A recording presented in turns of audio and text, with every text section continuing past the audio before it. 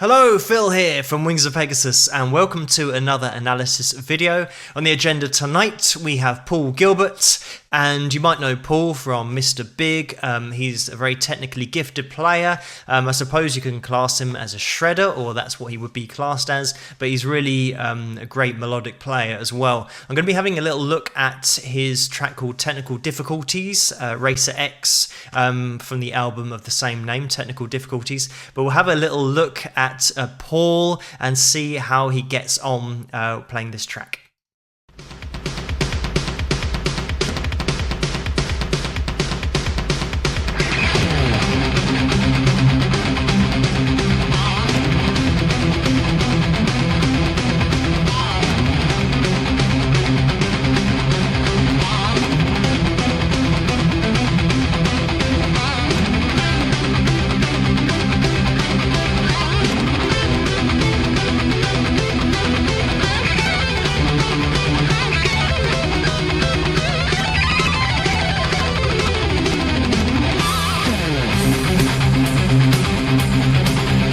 So now you start to see why it's called Technical Difficulties. Some really cool stuff going on here technically. What I like about this as well in terms of a composition is that Paul has based it around quite a catchy riff. It's not just kind of shredding for shredding's sake. There's a decent riff in there as well, and then obviously kind of shredding for a few bars as well around there.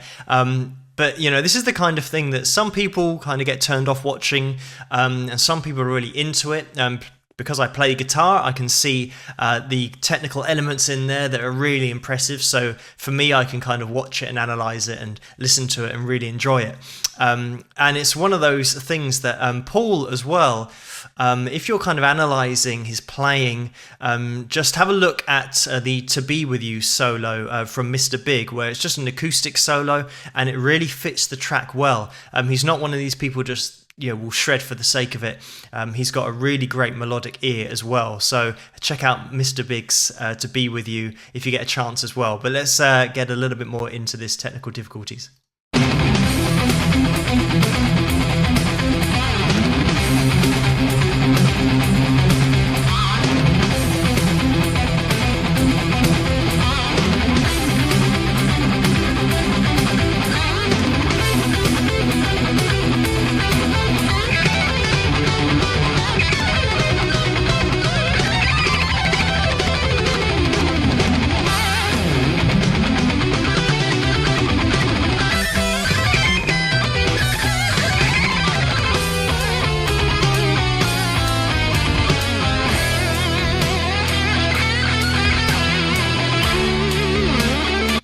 And that's kind of classic Paul Gilbert, really.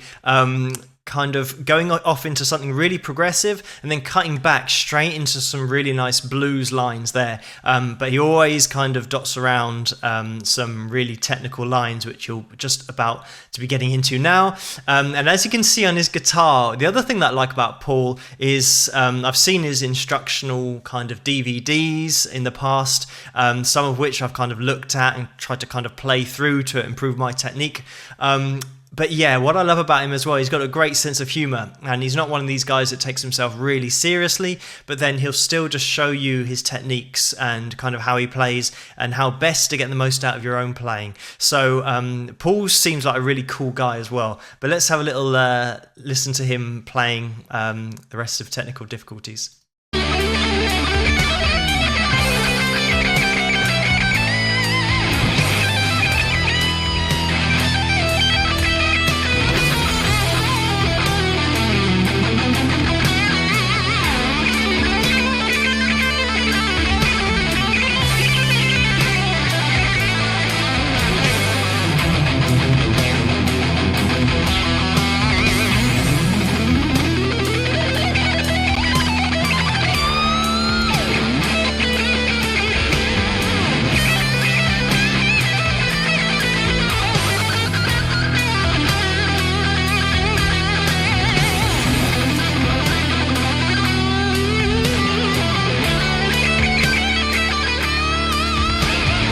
I just want to break it up at that point just to have a little tip of the hat to Comfortably Numb, because if you listen to the backing, whenever I've watched this, I've always thought at this stage the backing is just comfortably numb, and that might have been something that was either intentional or accidental, but I'd like to think it was maybe something intentional by Paul to kind of put that in the background there.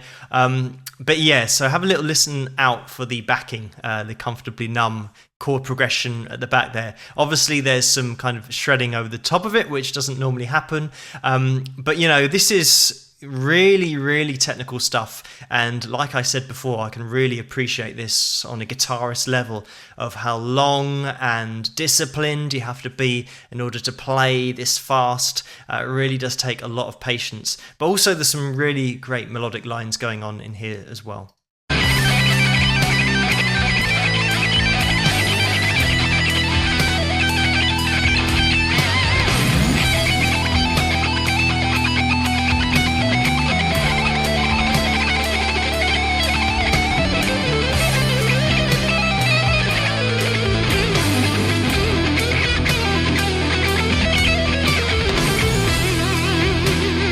And I love how he works in the blues scale into all these kind of super fast lines, but you can still just pick them out. We have some really nice wide vibrato in there as well. So really cool playing in amongst the shredding. And a lot of people just shred and never have that quality to break it up.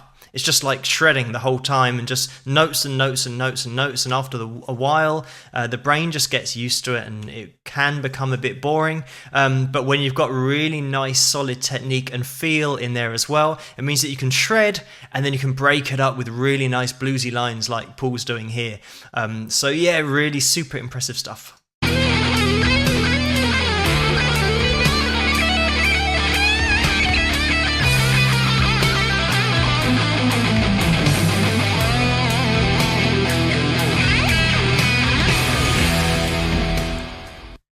And I just want to say at the end here that, as I said before, on his DVD, I've kind of, you know, worked through a little bit of that.